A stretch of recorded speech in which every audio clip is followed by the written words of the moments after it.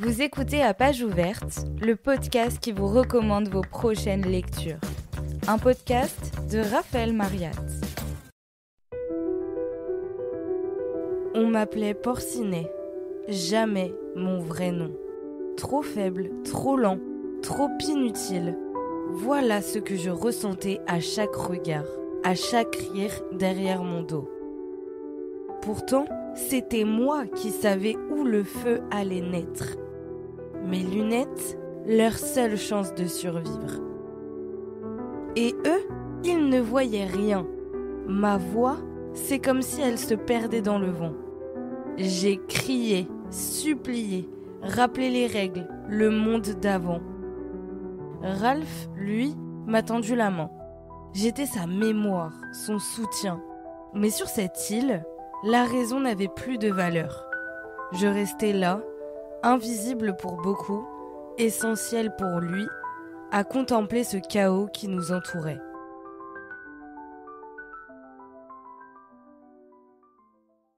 Bienvenue dans cet épisode où je vais vous présenter Sa Majesté des Mouches de William Golding. Dans ce roman, l'auteur nous embarque sur une île déserte. Mais derrière cette nature luxuriante, un piège se referme. Car les seuls survivants d'un crash d'avion sont des enfants. Sans adultes pour les guider, sans règles pour les contenir, leur petite société se fissure. En introduction, j'ai choisi de poser l'intrigue moi-même en écrivant et en incarnant la voix d'un des enfants de cette histoire.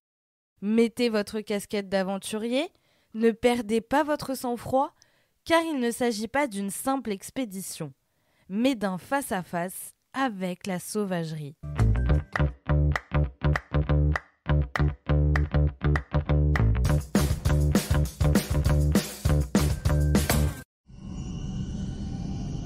Écoutez, le fracas d'un avion déchirant le ciel d'une guerre atomique. Puis, un silence oppressant. L'appareil s'est écrasé sur une île déserte, ses flammes consumant le métal tordu. Aucun adulte n'a survécu. Seuls des enfants restent, livrés à eux-mêmes, entourés de sable brûlant, de jungle épaisse et du vent chargé d'odeurs de cendres. Mais alors, qui sont ces enfants? Comment s'organisent-ils? Comment vont-ils survivre? Je vais vous raconter l'histoire de ce livre à travers la description de certains personnages. Dans ce vide, un chef s'impose. Ralph. Élu démocratiquement, il se veut rassembleur. Son objectif est clair, organiser le groupe, protéger les plus jeunes et surtout maintenir le feu, ce fragile lien avec la civilisation. Ralph incarne la raison, l'ordre, la démocratie. Mais derrière son charisme, son autorité reste fragile, menacée par l'absence d'alliés solides. Car face à lui se dresse Jack. Meneur du cœur, humilié par sa défaite à l'élection, il refuse de se soumettre. Son obsession n'est pas le feu, mais la chasse, le sang, le pouvoir. Peu à peu, il séduit les enfants par la force et l'intimidation. Sa société repose sur la peur et les humiliations, et Jack devient le visage de la sauvagerie. À ses côtés, un autre enfant joue un rôle essentiel, Porcinet. Moqué pour son corps rond et son asthme, il semble d'abord faible. Mais c'est lui, le véritable cerveau du groupe. Grâce à ses lunettes, on allume le feu. Par sa mémoire et son esprit pratique, il rappelle sans cesse l'importance des règles et du monde adulte. Plus discret, Simon suit un autre chemin.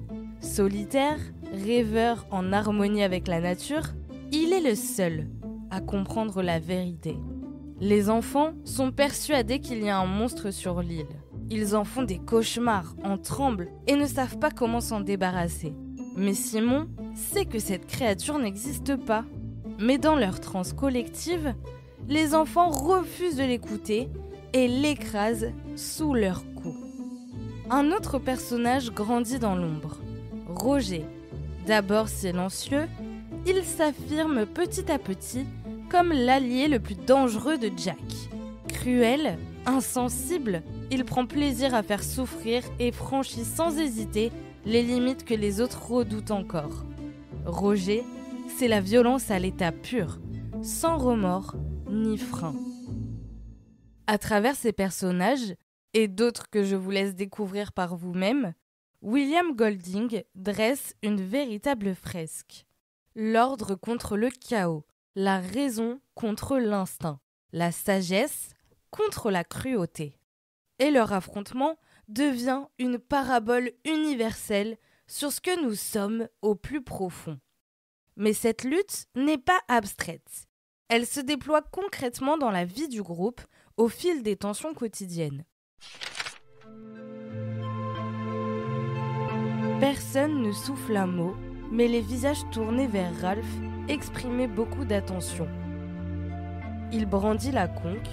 Il avait appris l'importance pratique des déclarations évidentes de ce genre et la nécessité de les répéter au moins 2 fois pour se faire comprendre de tous.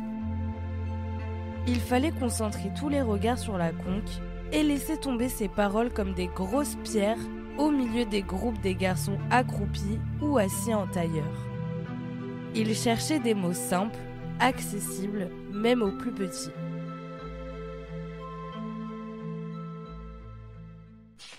Lors d'une assemblée, Ralph prend la parole. Il observe les visages de ses camarades. Autrefois rieurs, ils sont désormais fermés, traversés par la peur. Les plus jeunes parlent à voix basse de cauchemars qui les hantent la nuit. Jack intervient alors, excédé, et accuse les petits d'inventer des histoires. Mais les murmures persistent. Certains disent avoir vu une créature surgir de l'océan. D'autres affirment que l'île est peuplée de fantômes.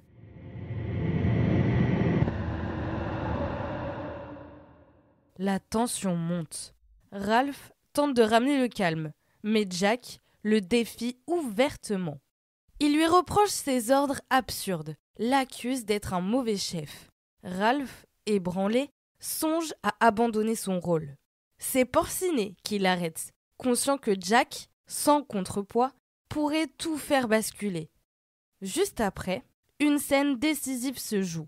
Alors que Jack et ses chasseurs sont partis, Ralph et Porcinet aperçoivent au loin la fumée d'un navire.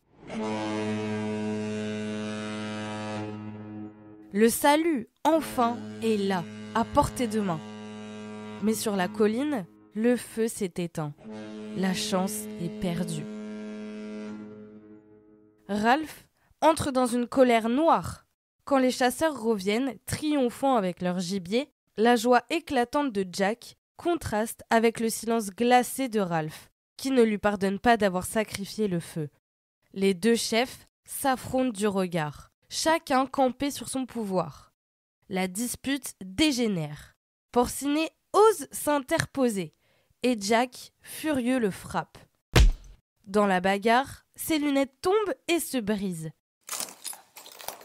Sans elle, plus de feu. Sans elle, plus de raison.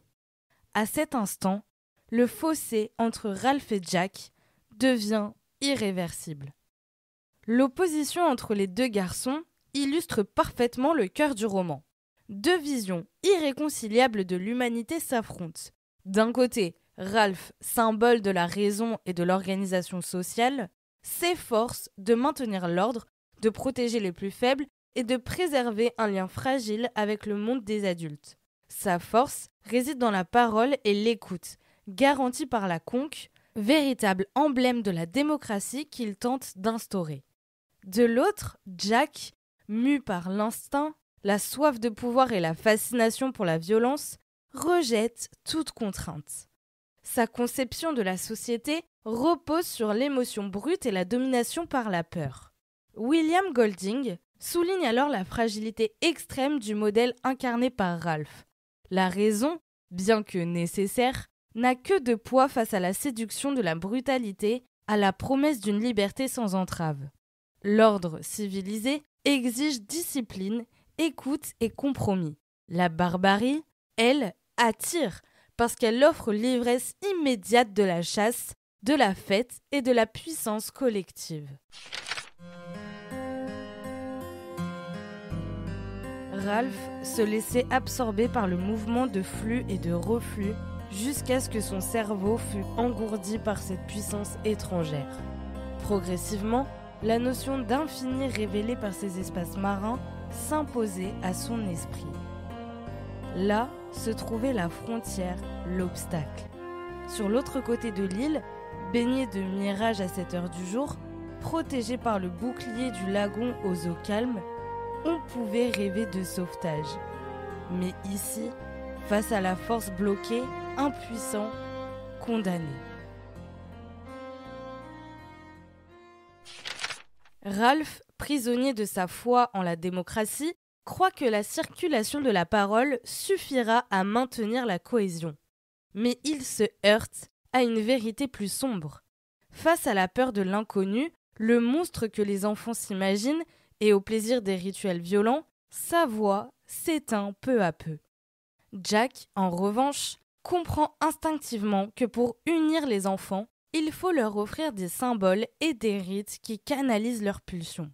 Il manie le sang, la danse et la terreur comme des outils politiques. La chasse devient un ciment social, le sacrifice de la truie un rite religieux, et la terreur du monstre un moyen de contrôle. Ainsi, il bâtit un ordre qui n'a rien de démocratique, mais qui fonctionne parce qu'il épouse les instincts les plus primaires du groupe. Par cette confrontation, William Golding met en lumière une vérité dérangeante. La barbarie n'est pas un accident, ni une simple absence de civilisation, mais une tentation profonde inscrite au cœur de l'homme. La civilisation, loin d'être naturelle, apparaît comme une construction fragile, toujours menacée par l'appel des instincts. Et dans Sa Majesté des Mouches, c'est cet appel qui finit par l'emporter.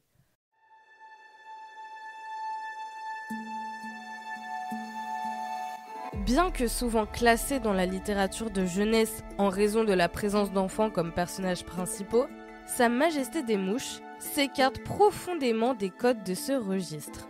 Dans la tradition des récits d'aventure tels que L'île de corail de Robert Michael Ballantyne, l'histoire était conçue pour rassurer.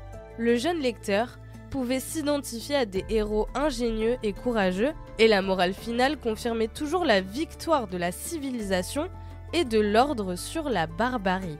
William Golding prend le contre-pied de cette vision optimiste. Son roman refuse toute consolation et ne propose aucun modèle à suivre. Il ne délivre pas une leçon édifiante, mais confronte le lecteur à une expérience dérangeante et brutale. Ici, l'innocence supposée de l'enfance cède sous la pression de la peur, de la rivalité et de la soif de pouvoir.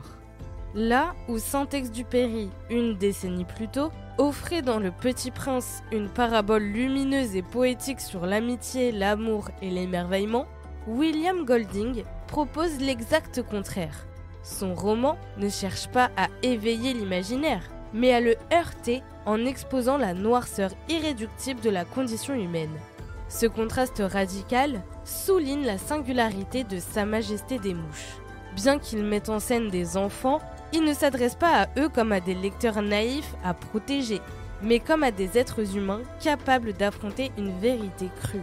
Ce n'est pas une initiation joyeuse à l'aventure, mais une plongée dans l'abîme qui fait vaciller les certitudes et remet en question la confiance, même dans la civilisation.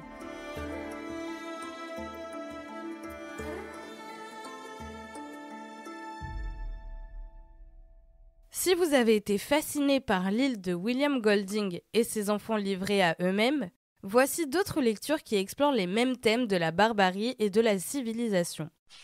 L'île au trésor de Robert Stevenson nous raconte l'histoire de Jim Hawkins. Il découvre qu'un marin cache un secret dangereux. Quand des pirates attaquent, il s'enfuit avec la carte d'un trésor.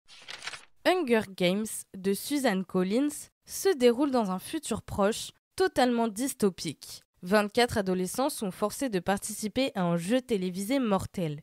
Une seule règle, survivre à tout prix. 2 ans de vacances de Jules Verne est l'histoire d'un yacht en perdition qui laisse 15 enfants seuls sur une île déserte dans le Pacifique. Pour survivre, ils doivent s'organiser, mais bientôt, les rivalités éclatent et des bandits menacent leur communauté. Voilà, la littérature nous transporte dans des mondes imaginaires ou dystopiques et nous confronte à la noirceur de l'humanité. Alors, foncez en librairie pour explorer ces aventures. Vous venez d'écouter À Page Ouverte, un podcast écrit et réalisé par Raphaël Mariat. Pour plus d'épisodes, rendez-vous sur votre plateforme d'écoute préférée.